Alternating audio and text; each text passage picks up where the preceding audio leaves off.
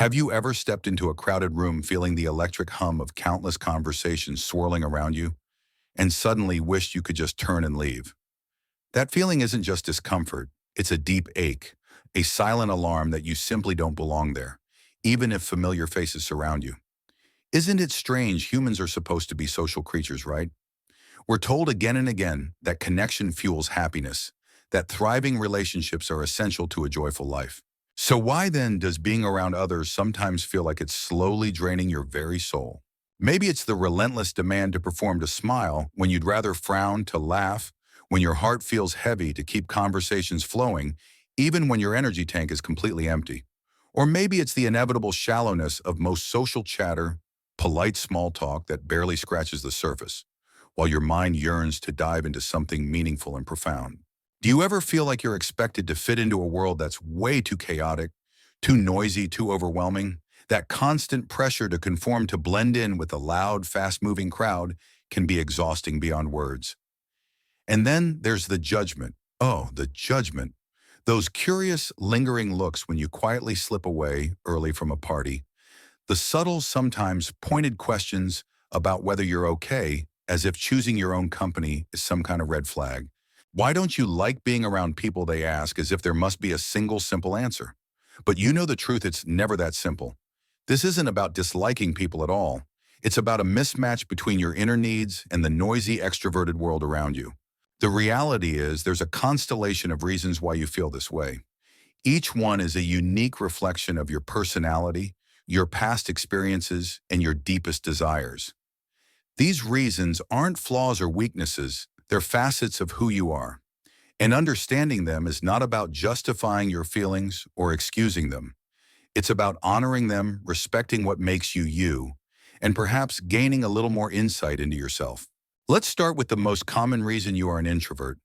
There's a quiet, undeniable power in solitude. The stillness, the calm. Imagine how your mind feels when it can finally stretch out, wander freely, and explore without interruption. Solitude for you isn't loneliness, it's liberation. It's not about avoiding people because you dislike them. It's about coming home to yourself. As an introvert, your very essence craves depth over breadth. You don't want fleeting surface-level interactions that feel like social skimming. Instead, you long for genuine conversations, the kind that open windows into someone's soul, that touch on emotions and ideas beneath the surface. But how often do those happen? Most social exchanges feel like rapid-fire bouncing from topic to topic, never settling long enough to reveal anything truly meaningful. And let's not forget the toll on your energy. Every social interaction is a little energy transaction. You give a piece of yourself and expect something real in return. But often what you get back are polite smiles, small talk, and empty pleasantries. It's not that you don't value connection, on the contrary, you do. But when the balance sheet keeps coming up in the red, you start to wonder if it's even worth the effort. Unfortunately, the world isn't designed with introverts in mind.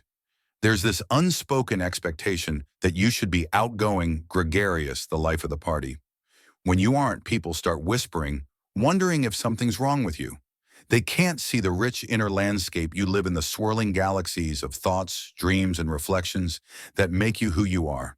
So you retreat not out of fear or disdain, but to protect that core, that delicate spark inside. Remember, solitude isn't a retreat from life. It's a return to your true essence. And if that makes you seem antisocial to others, so be it.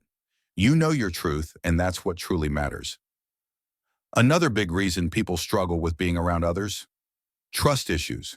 Trust is a fragile currency in any relationship, and if it's been spent too freely only to be betrayed, it's natural to grow wary. If you've ever been burned by a friend who turned their back, a partner who shattered your confidence, or even a relative who let you down, you understand how difficult it can be to rebuild that foundation. Trust issues aren't paranoia. They're survival mechanisms. Think about it. How would you feel after pouring your heart out, only to have your words twisted and thrown back at you like weapons? The hurt cuts deep, leaving scars that make it harder to open up next time. These experiences teach you caution, not coldness. Have you ever felt completely disoriented by social situations, as if the rules of connection suddenly became arbitrary and the ground beneath your feet unstable? That unsettling sensation isn't just about mistrusting others. It runs deeper, making you question your own judgment. How can you be sure who's friend and who's foe when the lines blur so easily? This internal doubt pushes you to retreat, not because you don't crave connection, but because you fear the cost that comes with it. Every interaction feels like a high-stakes gamble, where the vulnerability needed to trust someone again feels as though you're reopening a wound that hasn't fully healed. This isn't just a fear of being hurt, it's the paralyzing fear of being hurt again. Trust issues don't merely lead to caution, they heighten your sensitivity to warning signs. You become acutely aware of subtle cues, a glance that lingers too long, a tone of voice that doesn't match the words spoken. While others might overlook these signals, you take careful note, filing them away in a mental ledger that determines just how much of yourself you're willing to share. It's not that you've given up on people entirely. Deep down, you still yearn for genuine connection in the warmth of true understanding. But this longing is tempered by the painful lessons life has taught you, the harsh reality that not everyone deserves access to your heart. Rebuilding trust isn't impossible, but it's a slow, deliberate journey. It begins with small, cautious steps, a kind word here, a shared laugh there, and the discovery of those rare individuals who prove time and again that they're worth the risk. Until that happens, it's perfectly okay to keep your distance. It's okay to protect yourself. Trust isn't something you give freely, it's something that must be earned. And you have every right to demand that it be earned well. Another major reason you might shy away from social interactions is the draining effect of spending time with the wrong people. Not all company is good company, and this truth might be one of the most underrated reasons behind your reluctance to socialize. It's not that you dislike people, it's that you don't want to be around those people, the ones who sap your energy, frustrate you, or leave you feeling worse than when you first met them. Imagine sitting across from someone who dominates the conversation, talking endlessly about themselves without so much as a pause to ask how you're doing. Or worse, someone who wraps their insults in compliments, leaving you second-guessing their intentions and your own sanity. Who could blame you for avoiding such encounters? Then there are the true energy vampires, the ones who drain the life out of a room with their constant negativity, endless complaints, or ongoing drama. Spending time with them doesn't feel like socializing. It feels like emotional labor, a demanding task that wears you down bit by bit. After enduring enough of these encounters, you begin to question, is it even worth it? It's not just the overtly toxic individuals you steer clear of. It's also those who simply don't understand you. Perhaps it's the friend who insists on loud, crowded bars when you'd rather savor a quiet coffee, or the colleague who pushes you to join office parties when your heart longs for the peace of home and a good book. It's not that you don't appreciate their good intentions, you do, but you wish they'd respect your preferences. Over time, these repeated experiences take their toll. You start to associate socializing with discomfort, awkwardness, or outright frustration. It's not that you dislike people, you've just had too many encounters with the wrong ones. So instead of risking more hurt, you choose solitude not as a rejection of others, but as a loving embrace of your own well-being. It's about protecting your peace, not pushing others away. Another hidden reason why you might avoid social settings is low self-esteem. Sometimes the hesitation to be around others stems from a lack of confidence in yourself. A quiet voice inside that whispers, "Am I good enough? Do I belong here?" This self-doubt can be paralyzing, making every interaction feel like walking on a tightrope. You worry about being judged, misunderstood, or simply invisible, and so you shrink back, hiding from the spotlight that feels too bright, too exposing. Sometimes the reason you hesitate to be around others isn't about them at all. It's about you. It's that nagging, relentless voice inside your head telling you that you're not good enough, not interesting enough, not worthy of their time or attention. This inner critic isn't something you broadcast to the world. Outwardly, you might appear calm, maybe even confident. But beneath the surface, there's a storm raging, a whirlwind of self-doubt, convincing you that every social interaction is a minefield waiting to explode with judgment and rejection. Have you ever found yourself replaying past conversations over and over, dissecting every single word, every fleeting expression, every tiny mistake? Did they think you were boring? Did they notice that awkward laugh?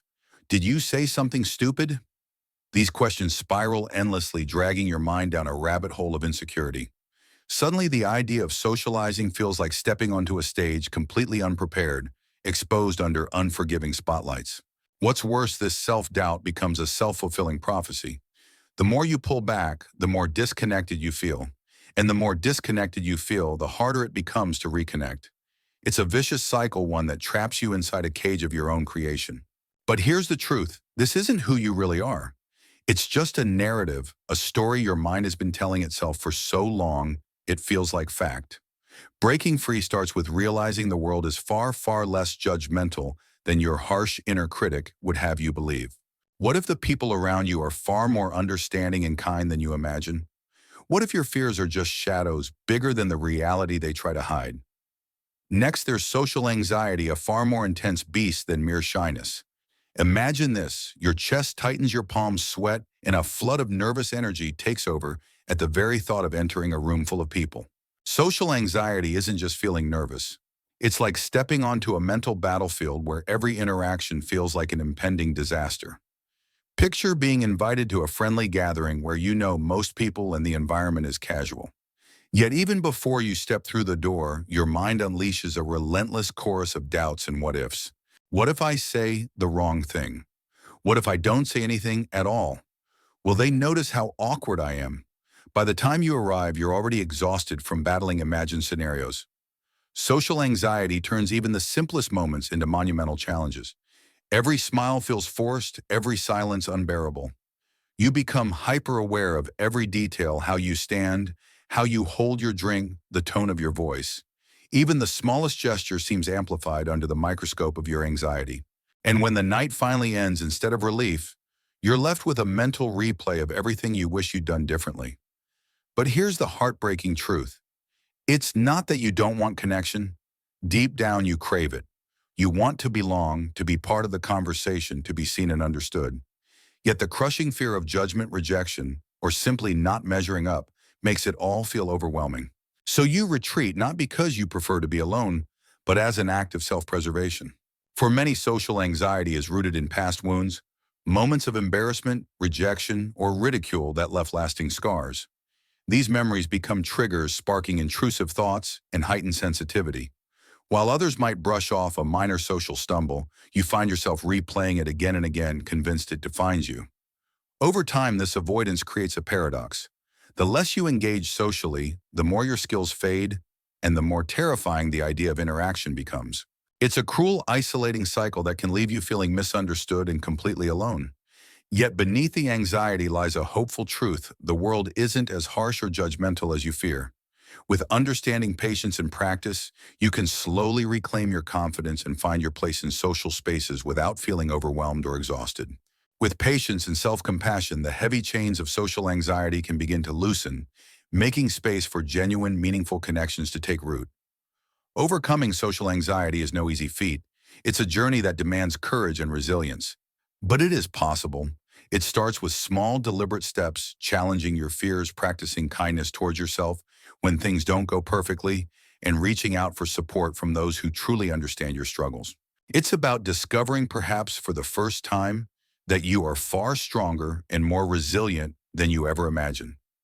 Can you envision yourself facing discomfort head-on and emerging on the other side more empowered and confident?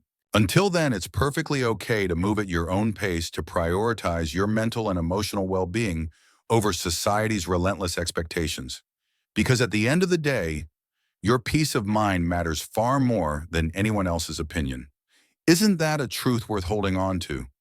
Now let's take a step back and look at the bigger picture, the complex truth behind solitude itself. Beneath all these reasons for withdrawing lies one undeniable fact: your desire to avoid people isn't a simple dislike or aversion. It's a rich mosaic made up of your experiences and emotions and perceptions. Whether it's the deep craving for meaningful connection, the exhausting burden of constant social energy, drain the wounds left by the wrong people, or the ongoing internal battles with self-esteem and anxiety, each reason is a chapter in your unique story. But here's something important. Solitude isn't inherently negative. In fact, it's where creativity is born, where reflection deepens, and where you reconnect with the essence of who you truly are. It's in these quiet moments that your mind can roam freely, exploring ideas and feelings without distraction. Have you ever noticed how your best thoughts often come when you're alone, away from the noise?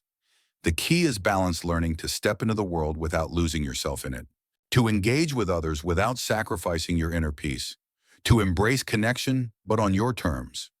So the next time someone questions your preference for solitude, remember this: it's not about avoiding people. It's about honoring yourself. And in a world that constantly demands your attention, choosing solitude can be a quiet act of rebellion, one worth celebrating. If you found yourself relating to any part of this journey, remember you are not alone. Embracing your true self with all its complexities is a powerful step towards living a more authentic and fulfilling life. Here at Stoic Living, we believe in honoring that inner strength, finding peace in solitude, and building meaningful connections on our own terms. If you want to explore more about self-awareness, resilience, and living intentionally, make sure to hit that subscribe button and join our community. Together, we'll navigate life's challenges with calm, courage, and clarity. Thank you for being here, for trusting us to accompany you on this path. Your presence means more than words can express. Until next time, take care of yourself, honor your journey, and keep living stoically.